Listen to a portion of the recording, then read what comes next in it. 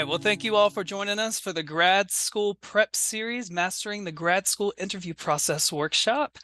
Joining us today are current UNLV graduate students, Karin Tidgewell, Chang, Maizie Dyess, Erin, Cassin, and Elia, Neeley. Our panelists are going to share about their grad school interview experiences, as well as about how you can best prepare for the interviews. We welcome you to ask your own questions throughout the workshop via the chat or by raising your hand. So I'm going to begin by asking our panelists to share a little bit about themselves. So why don't we go ahead and start with you, Karin? Would you mind please providing a brief introduction, your name, what are you studying, and how far along you are in your program? Okay, sounds good. Well, my name is Karin Tidgewell. I am in my final semester of my doctorate in public policy. This is the point where I cross fingers, cross toes, on track hopefully to graduate in this coming May 10th. And so I've been in the program for 3 years. Our program is what we would consider a fixed program where you do your independent research and your academic work on parallel tracks. So it ends up being a very busy 3 years, but the benefit of it is that you are done in 3 years with your doctorate. So that's the program that I'm in. And for the purposes of today's conversation, talking about interviewing, I did not have to interview to be admitted into my master's program, but I did have to interview to enter a certain track of that. And then certainly for my doctoral program, I did have to complete an interview as a part of the admissions process. And there's no particular order, so whoever would like to go next. I can go. Hi, my name is Elia Neeley. I am a first-year master's student studying clinical mental health counseling. I'm only a year in and I'm on the 3-year track, so my anticipated graduation date is May 2026. My interview process is definitely non-traditional. I'll explain more of that in a little bit as we get into those questions. But yeah, I'm really excited, and yeah, it's definitely not like a thesis sort of program. It's more of like a program where at the end you take a comp exam. I can go next. Hi, I'm Erin Cassin. I'm a PhD student in the School of Life Sciences, which is biology. And our program is a little more, I would think maybe traditional in the sense that we take a little bit longer. So I am also at the end of my program. I'm currently writing my dissertation, but I've been in for 6 years. So I've been through several rounds of interviewing prospective candidate students for our program. They involve us quite a bit in that, as well as my own experiences with interviewing with the department. So yeah, I'm excited to talk a little bit about how that goes and any tips or tricks. I could go next. My name is Rich. I am a second-year doctoral student in the Psychological and Brain Sciences PhD program. Right now, my research lab is studying student activism and its correlates to mental health and educational outcomes. My program is also traditional. It's a 5-year program. We don't have a terminal master's program, but some students have mastered out. So they go through the program and then they realize that, this may not be for them, and then they end up completing their master's. And then my program also has a post-master's route. So if you are coming in with a master's program or a master's degree, you can waive some courses and then jump right into your qualifying exam. My name is Maizie. I am in my last semester of classes in my doctoral program. I'm in the teaching and learning department in science, curriculum, and instruction, and I'm studying the school to prison pipeline and culturally relevant pedagogy. All right, well, thank you all so much. All right, so I guess this is the second question. So the next question that I have for y'all is, would you please share a bit about your personal grad school interview experiences, if you had them, such as, what steps did you take to prepare, what stood out to you or surprised you, what lessons did you learn? Well, I'll jump in. So for my program to be admitted, you had to both submit the application. We're a little bit different where because we do everything simultaneously, you had to come into the program with a really clear understanding of your starting point and where you hope to be ending on your research. So we didn't have a lot of time to evolve and to learn through our academic coursework because everything was done in lockstep together. And so a big part of our interview process was bringing the concepts that we had put on paper alive and trying to fill in that information, because as you may encounter, sometimes application materials only let you tell one part of the story. And so the interview for us was really that sales pitch of filling in what might have been unclear, making sure that we would be a good fit for the program because it was so accelerated. And for me, I was in this unique space that we were coming to Las Vegas on a military assignment, and I knew I was going to be in town for 2 years. But I wasn't 100% sure if I would be in town on that third year. So it was really an opportunity for me to be asking questions as well to the department about what happens if our family gets transferred in the middle of all of this? What happens to me? Do I have to start over? Can I continue? What options are there that are available? And so it was equal parts me trying to be admitted into the program and then also trying to see if this program was going to be a good fit for me. So as you can imagine, there's a lot of homework that goes into that just so that when you have these really short moments of time that you can be as effective and efficient using them. So I had lots of questions and had really thought through, if there are only 3 things that I walk away from this interview with, I have to have these pieces of information. And so I was pretty focused during my interview to make sure that I could answer those. So I interviewed twice. So the first time for the master's program, and then the second time for the PhD program. During my master's interview, they were in person, so they happened right before COVID. And then I started my master's program during COVID, so it was really weird. And then we went back to campus my last year. So I was like in SoCal for like 9 months, and then I had to move out here to Vegas for my PhD program. But with my PhD interview, it was through Zoom and I had a phone call.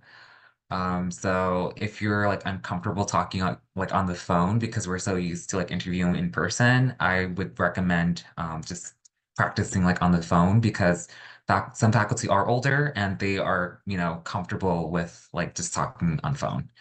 And then through Zoom, Zoom was okay, but Zoom fatigue does sit in. So there were interviews where I sat like at my laptop for like 8 hours, just interviewing with people. But then that program was nice enough to send DoorDash gift cards, so we were able to eat while we were like on lunch with other applicants. I'll go ahead and go next. I only interviewed at UNLV because at the time I was pretty place bound. My kids were very small at the time, and my partner had gotten his dream job here. So I can't speak to the experience of interviewing in other places. I do have a trainee currently who just interviewed, and she did experience the virtual interviews. And I was like, do you have any recommendations for this workshop? So she just said anything that goes along with anything on Zoom, right? Like try to limit the amount of distraction that might be in the background, or your dogs, which I'm pretty sure my dogs will be happy to give you a demonstration at any point here. But so that basically is going to still be in effect. But also, I think the grad school interview process, from my perspective, both having mine in person and watching her go through this recently, they tend to be pretty long, at least within, I know with the sciences, that's definitely true. So when I interviewed with UNLV, my department did 2 days of interviews. So we had 30-minute interviews. We had to go to all of the faculty's offices to meet with them. And I had only 8 meetings over 2 days, but I knew people who had like 12. So it can be really intense. And the advice that I've given to people about that process is to try to stay as positive as you possibly can throughout that whole process, because it's kind of, and I don't know that this is true, but my sense was that it was almost designed to get to the point where you're going to break and like be a little unprofessional at some point, right? You're going to let a little bit of that, realness come through. So just be careful with that would be my best advice. Make sure that you're eating or snacking regularly to keep your energy level up, but maybe don't go for a Red Bull. That might be too much. And just approach the interviews as much as you can as little conversations. So a great thing to do is always going to be to ask a faculty researcher what their research is about. They're going to love to talk to you about that. So if there's a lull in conversation, that's a great topic to go with. And then remember that throughout the entire process, if there are dinners and lunches, you're still on an interview. So just be careful in the topics that come up, whether it's with faculty, whether it's with grad students that are currently in the program, or even with other members of your cohort, because they might know some of the faculty or know the other grad students. I can go next. As I mentioned before, my interview was definitely not traditional. What I mean by that is our interview was more of a discussion, like a group discussion rather than an interview. I mean, it does make sense because clinical mental health counseling really prioritizing like how collaborative we are in a group. So we were given 3 research articles ahead of time to review. And we would be discussing each of these articles. We were placed in different breakout groups. Each group had some faculty, and we'd sort of like rotate. We were given, I believe, 15 to 20 minutes per session. So each session we would discuss one article. And the faculty, they were present, but they weren't visible in the Zoom. They were able to hear us, and they would kind of like gauge, how collaborative we were. We were given tasks, like for example, while we were discussing the article, they would ask us to come up with like ways to be like a good counselor, what's considered ethical, things like that. Um, I would say like my advice for students who may be placed in an interview like this is to not only make your voice heard, but also allow space for others to speak. Especially if you're in a larger group, there might be some people who are a bit too shy. So definitely allowing space for them to chime in, and that way they can have a chance to shine. Yeah, definitely non-traditional. Also, with the Zoom, just to let yourself stand out, definitely blur the background. My background, like if I took this out, there would be like so many like crystal shelves and whatever, which is like not professional, I would say. So definitely blurring it so that way you stand out, and faculty or anyone that's interviewing you is not focusing on the things in the background. They're focusing on you and what you have to say. So my interview was like a 2-part interview. The first one was pretty casual. I met up with at a coffee shop with one of the advisors in the program, and that was just kind of to get a feel for the program and make sure I was the right fit, to be honest. And after we kind of decided I would fit in and my research interests fit in, I had an interview with all of the faculty advisors that were currently open to taking students. So I think that was really important because especially in a program like science ed, like the research topics are very broad. And so making sure that you actually fit with an advisor, so really asking about research interests, seeing where you fit in, and if someone's going to share those values that you have, I think it's really important, and it really helps down the line when it comes to motivation and who you can get resources from. Thank y'all so much. So my next question is, in what ways do you feel or did you feel that your graduate school interview process differed from a job interview? I think just the length for me was the huge difference. A typical job interview, I would say it's like an hour. And this was definitely an entire weekend's worth of schedules and activities. So yeah, that it's an endurance, it's a marathon, not a sprint. So yeah. Sorry, I think sometimes maybe a job interview is a bit more one-sided. And in my case, like it really is important that you fit the program as well. Like if you're just coming here because you think you're going to get accepted, like it's going to be challenging down the line if you really don't fit in. And I think that is why I've felt pretty successful in the space, because I really feel like I fit in with my advisors and with my colleagues since the very beginning. And so you are also interviewing them in a sense, which is important to remember. Yeah, I'd have to agree with you, Maisie. Like at one point of the interview process, I was sort of interviewing them. We also had a panel of students towards the end of our interview, those who are currently in the clinical mental health counseling program, and it was our chance to ask them questions about the program, and they kept it so real.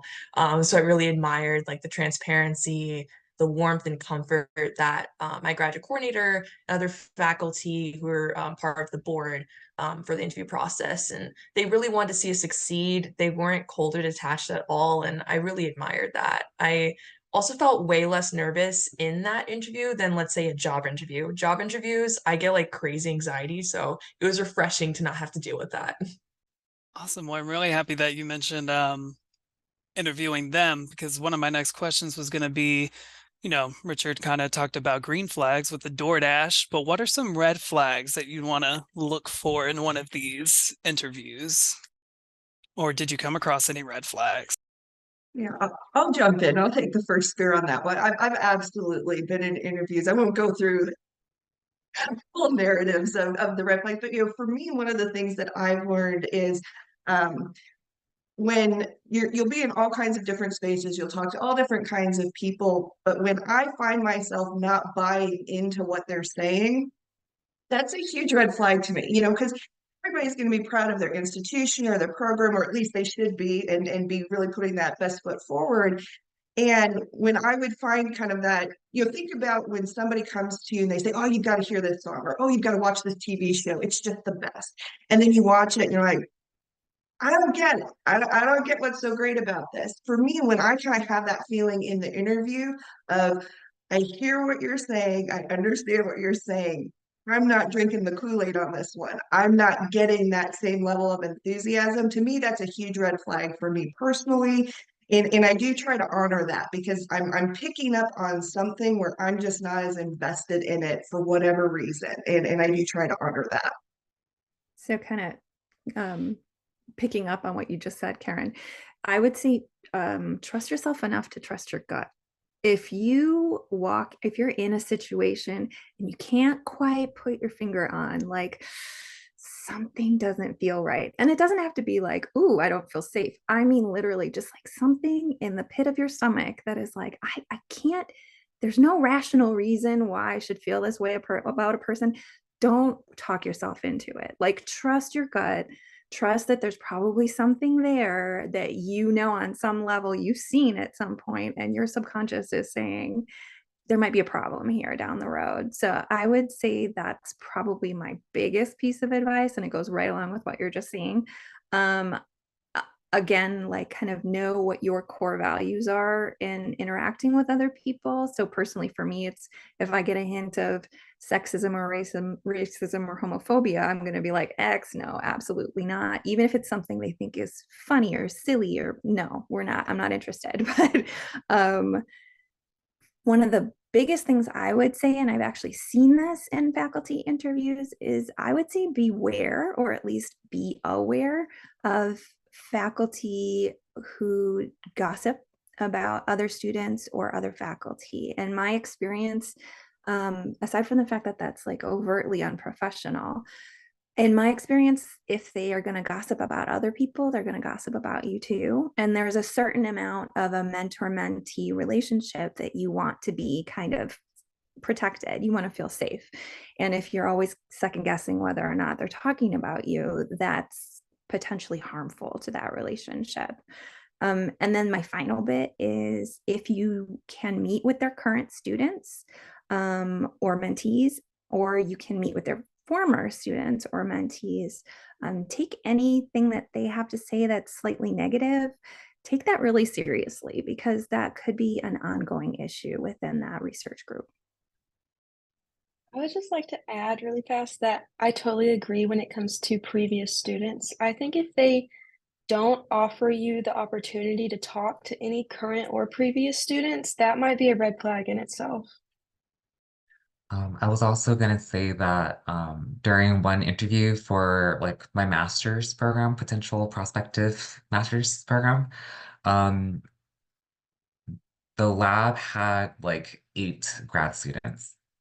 And this is for a master's program. And so master's programs are typically 2 to 3 years, long. And so um, with, working with like mentors, they typically only have 2 to 3 grad students. And so that was a red flag for me, because it's like, whoa, like this um, potential mentor has a lot of grad students. So how are they dividing up their time with the lab, the grad students, and the undergraduates? And so Even though it wasn't like spoken or clearly like, spoken, overtly spoken. Talk to like people, and ask them like, hey, like, how is it like mentoring like 8 grad students? And they typically tell you like, I would never mentor that many students because it wouldn't be fair as a mentor. And so it's like, oh, okay, so then maybe like me joining this lab wouldn't be a good fit because I need more like one-on-one time with a potential mentor. So while I didn't really detect any red flags in my interview process, I do want to bring up like a personal red flag for me. I really value organic, genuine conversations. And I feel that if, let's say, the person who's interviewing you is very cold and they're just like checking boxes and trying to like, I guess, hit every point rather than genuinely trying to get to know you and whether you're a good fit in the program, I feel like that can be a red flag in and of itself. Again, I just feel like they should genuinely get to know you and like actually like dive in rather than just being like, okay, cross this question, check, next one, being very cold about it. Thank you all so much. All right. So who in y'all's experiences were the interviewers in these interviews? Were they like professors, research colleagues, admissions staff, students? I can take this one first. The people who are interviewing me, or should I say spectating me, were faculty. So yeah, I've definitely had some of their classes so far. So being able to actually meet them was fun. Yeah, they're faculty and also the graduate coordinator of the program. For my master's degree, my interviews were with the chair of the department and with our graduate coordinator. And then for my doctoral program, it was with the chair of the department. And not every student in my cohort interviewed with the chair, but you either interviewed with that individual or you interviewed with the most senior professor, I would say, in our department. Some programs have like current grad students informally assessing applicants. I remember when I was interviewing at one program, my friend was in their school psych master's program. And so afterwards, she shared with me that, yeah, like we were asked to assess and observe applicants because, applicants were in like a break room. So then they weren't interacting with faculty all the time. And they were assessing if they got along with current grad students or if they were rude or just any red flags that applicants were showing. We also had that, I had that experience during my own interview process, and our department still uses that model where literally an email goes out to all the grad students after our recruitment weekend, which is if you had any good or bad experiences with these students, please identify that and let us know. So it's literally very, please communicate in writing what the positives and negatives were of these kind of informal situations. But in my experience and kind of what the lab that I'm currently in, what we do is typically there'll be like a virtual meeting with the primary advisor of interest, and then the meeting of the long interviews. It's faculty. It can be, in my experience, I had the chair of our department interviewed me.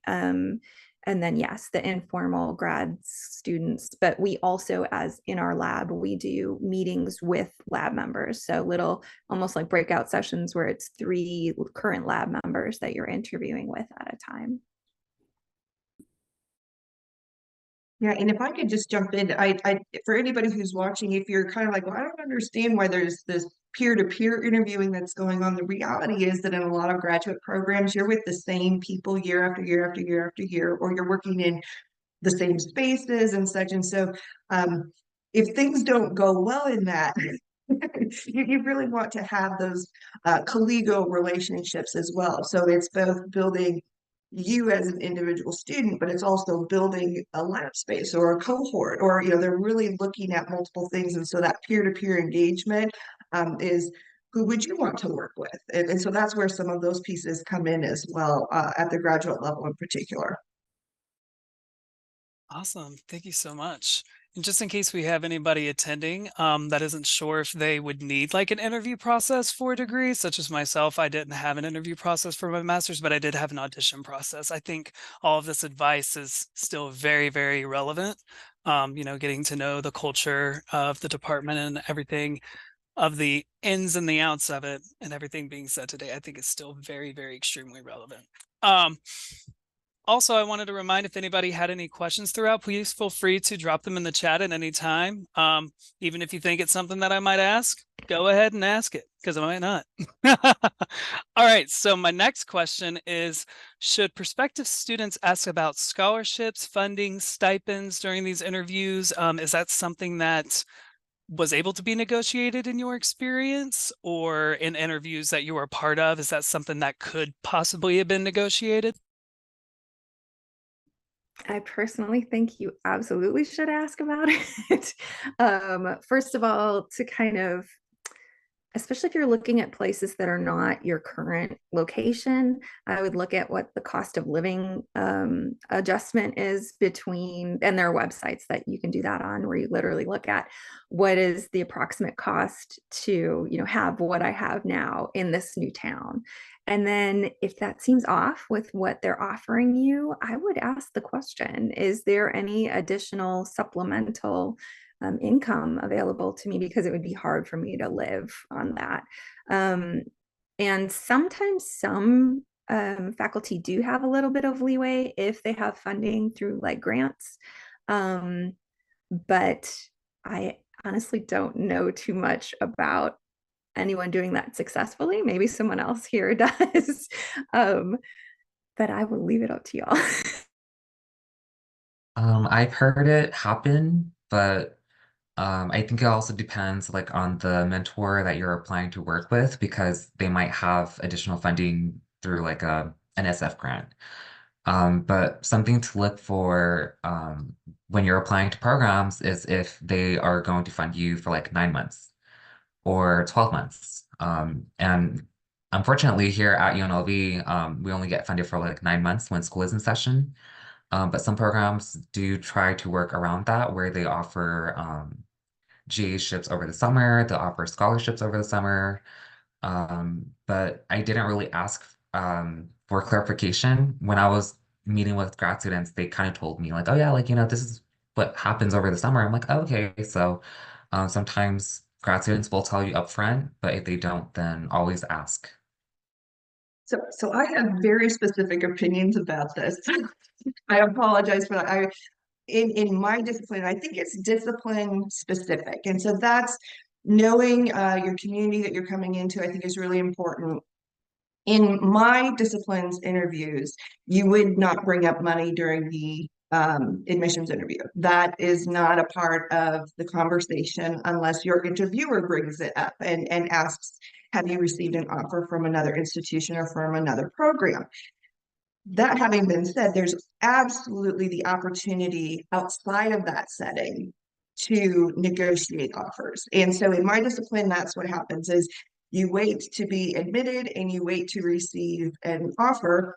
And then if you've been admitted elsewhere and somebody else made you a better offer, you use those two offers to leverage the schools. And you go back to the schools and say, hey, I've been admitted here. This is what they're offering. I really want to come to you. Can you match that, or what can you do? And so that's true of law school experiences as well, and such. So it's really discipline specific. I'm a big proponent of I would be honest in an interview. If the interviewer asked me about finances and what offers I've received from other places, I would not necessarily bring it up, but I would absolutely use that information in another setting. The other part of it is that some schools funding is in my department as well. Funding is not necessarily tied to the professors and such. It's actually, we get our funding elsewhere. And so the individuals who were interviewing me would actually not have been in a position to offer scholarships and fellowships and such. That would come through a totally different program. So they wouldn't necessarily have that knowledge. Is there a way that you found out that that was not I guess, appropriate talking point for the interview process or for your discipline, or is that something that you found out during the interview process? So it was actually a part of my homework heading into the interview. When you start asking, researching things online, sometimes finding a video online, and they're talking about, hey, this is how it's really like in these kinds of programs.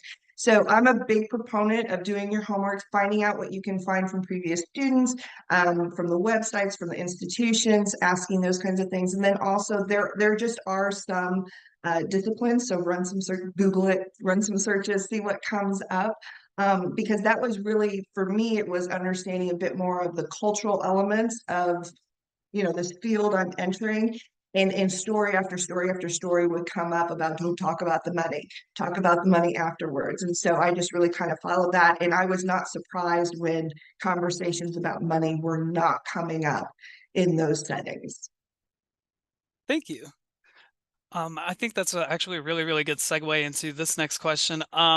What should prospective students avoid mentioning in these interviews aside from, in those specific circumstances?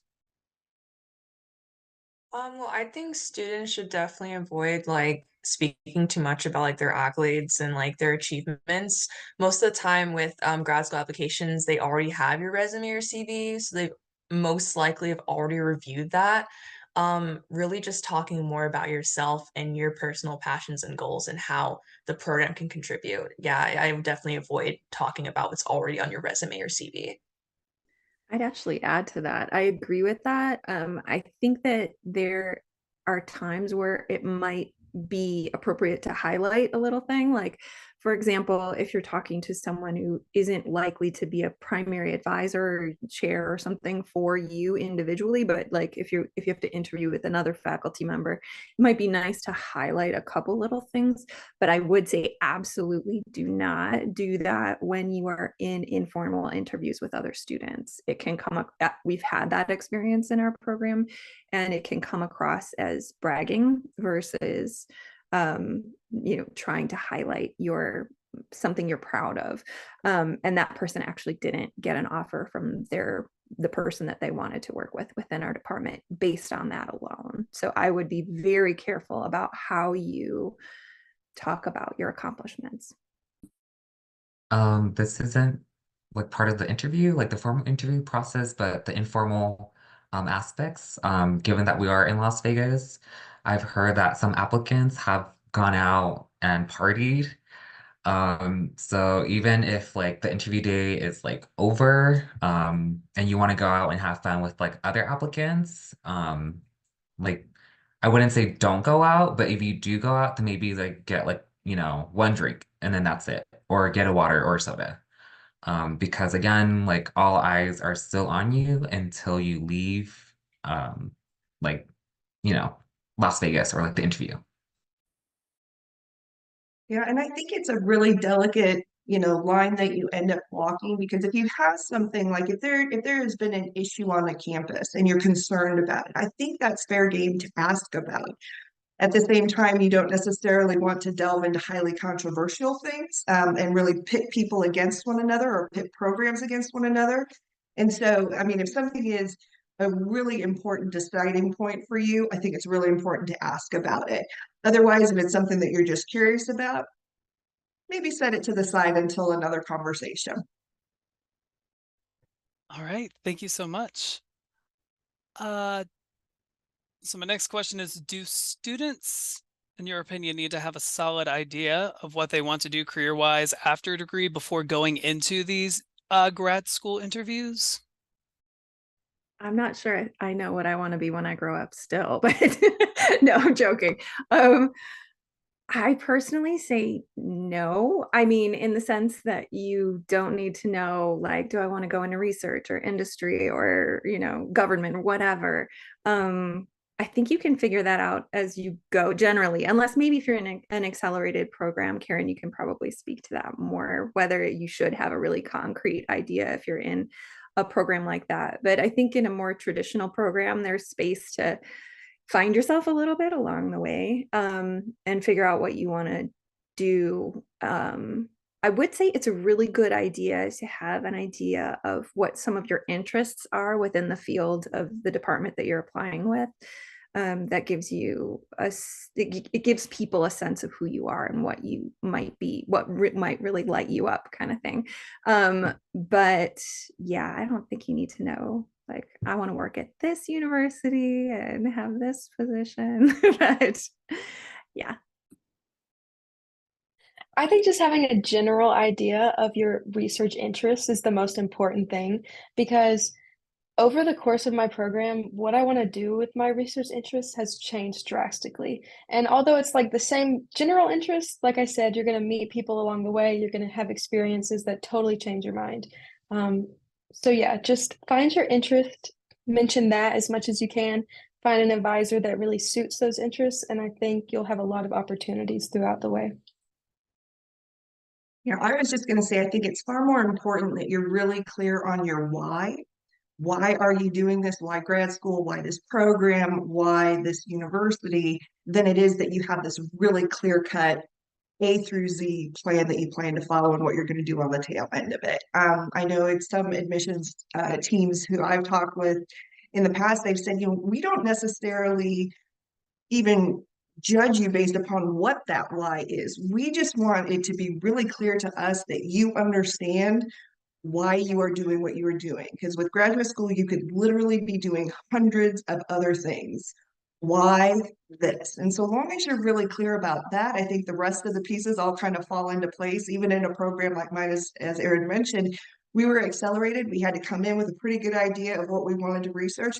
All of us have evolved. All of us have pivoted as the work took us in different directions. So you kind of come in with the plan, but you don't have to be fixed for what it's going to look like on the end. Yeah, I would agree that it would be ideal to know like the why and also how this program can help propel you towards like what you want to pursue in your professional personal goals. I feel like collectively we're all still figuring things out. So I mean, even like people in my program, like they don't know what they want to do. I'm still kind of like, okay, I have an idea of what I want to do, but that can change any time. Like I'm still a first year in my program. I can go through practicum and internship and decide that maybe I don't want to work with this population. Maybe I don't want to do this anymore.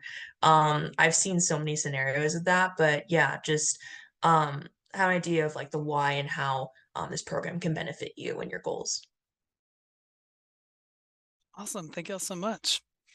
So, do you have any advice for interviewees who are currently between research projects or not actively conducting research? In my experience, I was a high school teacher when I was interviewing for my doctorate. And so I was completing my master's while I was teaching. And I think because of the scenario, it was totally fine that I wasn't doing research.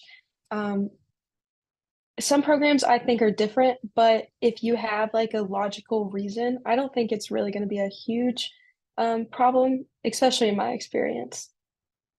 I think sometimes you have kind of transferable skills from other things, and you can really highlight in some cases how some bit of work experience that you have, or previous research experience, or even,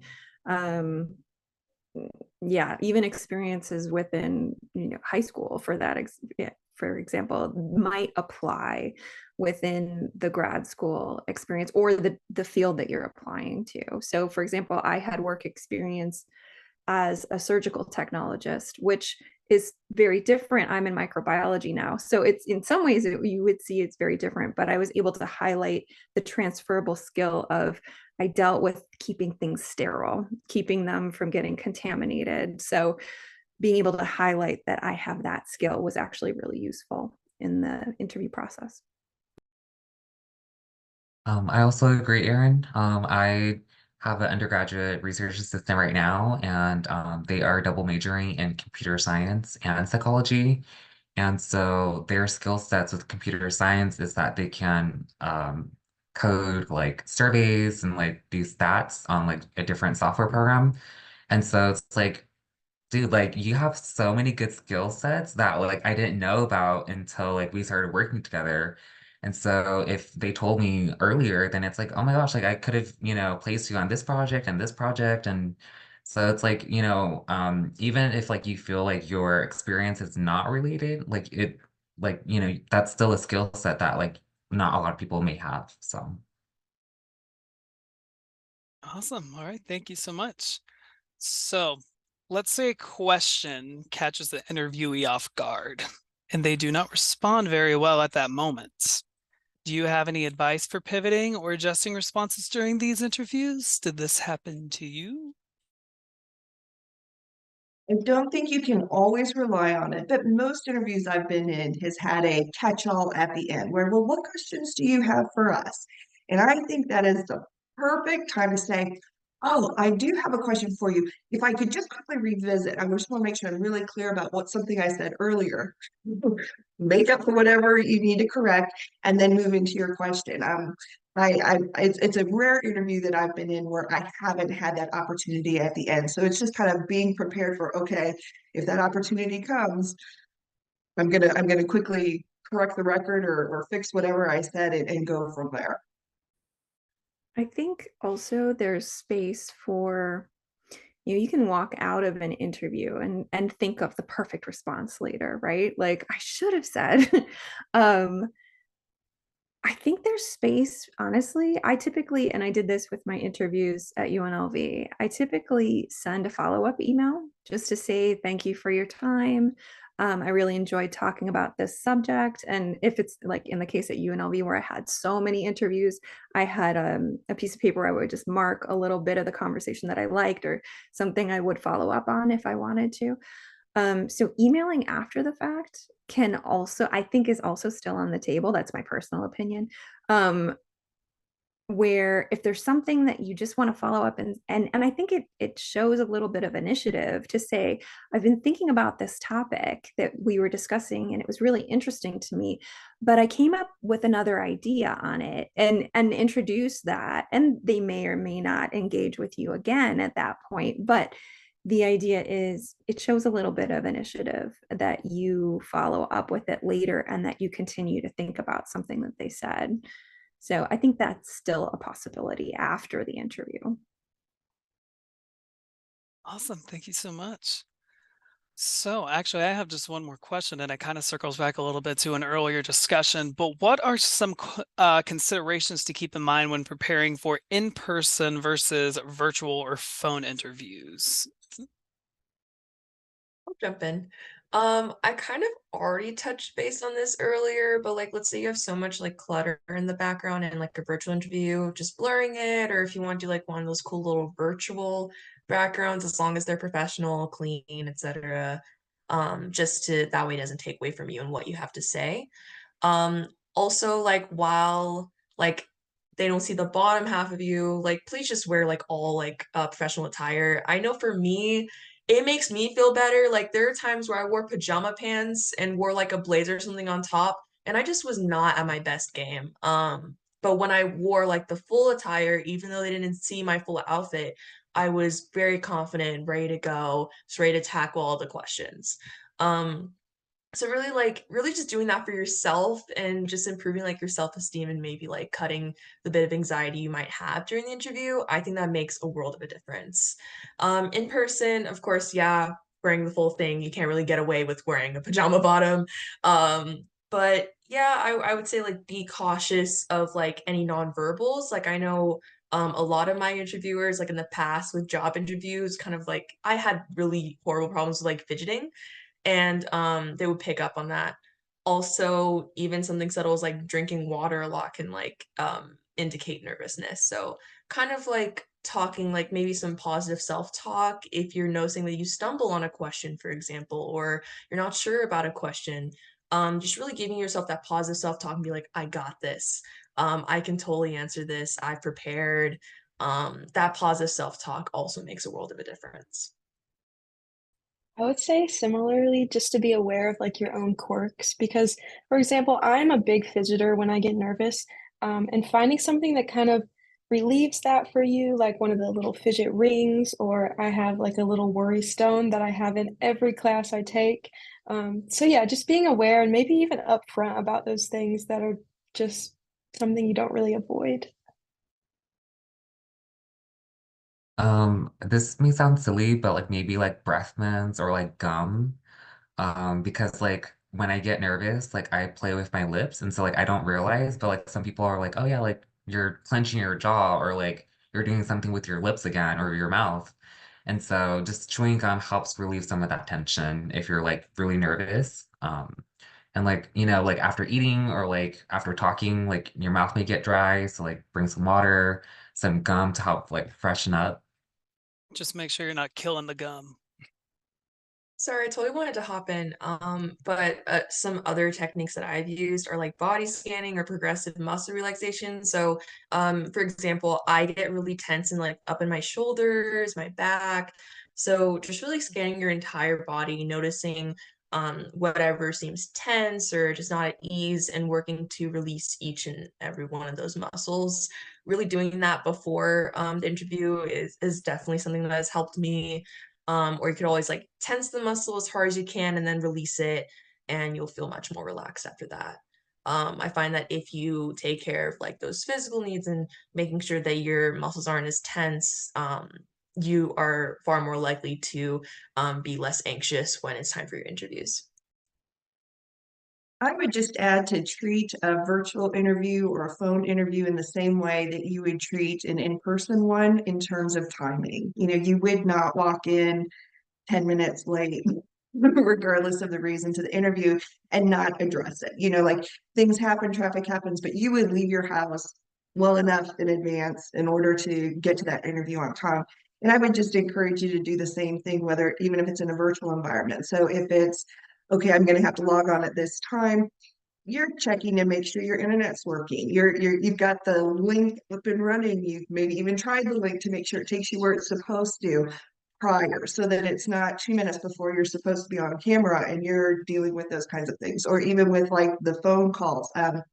Here in Las Vegas, depending on the part of the valley you're in, you're not going to get cell service. And so knowing those things and making sure that you're in areas where you have reliable phone service or something like that at the time that you're expecting to meet with someone. Because the other part of, as people have touched on, when these interviews happen, they're usually highly scheduled. And if it's this person, you might meet with 8 people, but they're also meeting with other individuals. And so time can be tight on their end, and you want to make sure you honor their time too.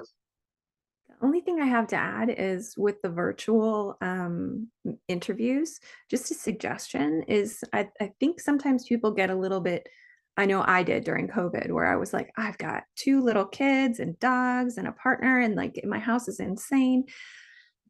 Sometimes asking if you have a professor that you worked with for undergrad research, or if you are on good terms with a professor, or someone who has an office on campus where there is a reliable Wi-Fi signal and it is quiet and you can shut a door, that can be a really valuable resource. And most people are going to be more than happy to help you out. It's going to be just a few hours of time where they can be somewhere else. The other opportunity you might think about is reserving a private room in the library if you need to. Again, it's quiet enough, you're going to have a decent Wi-Fi signal, and there's nothing crazy happening in your background. So just think about asking for help in those scenarios if you can't think of a calm, quiet space of your own. I will say the study pods here at UNLV are kind of cool. They're weird, but they're cool. They got the perfect lighting too, and it's quiet. All right, awesome. Well, if anybody has any questions for our panelists, you can unmute at this point if you would like, if you don't want to take the time to type it out, or if you'd like to type out something, or if you want your question to be anonymous, you may also directly message me as well, and I'll ask on your behalf. So in the meantime, is there any final points that our panelists would like to highlight, or anything that you wanted to say but didn't have a chance to say? I think the only thing that I want to make sure to convey, because it's something that's helped me a lot, is nothing replaces doing your homework prior to an interview. And so whether that's understanding the format of the interview or who you're talking to or the department or the program, just making sure that you go in as knowledgeable as you can. Nothing replaces that. And for me, I always take a moment and stop and think, if I can only convey one thing, what will that be? And then if that doesn't come up in that interview, I find a way to make sure that I get to it. And that's just something that for me, it's really taking what is my biggest priority here? What's that one thing? And I've had some times where an interview maybe was not going in an awesome direction, and then I got to that point in the interview, they say, okay, well, what questions do you have for us? And I found a way to get in that one thing, and all of a sudden the whole conversation turned. And so if there's something that's really important to you to make sure that you convey, have that plan in your head going in so that you can make sure to express it. Awesome. Well, before we end today's session, we'd like to thank our panelists for sharing their time and expertise with us today. And thank you to all of our participants for joining us today. Before you all log off, please take a few moments to fill out this survey that I'm about to drop into the chat. Grad Rebel Advantage members who attended today can also log today's workshop in Web Campus to fulfill one of your mandatory workshop requirements. And I'll go ahead and drop that link right now. This is to our feedback survey. It really, really helps us out whenever we plan future surveys, just to make sure that we're able to implement whatever feedback that you have. Awesome. Well, without further ado, thank you all so much for coming, and I hope you all have a great rest of your day.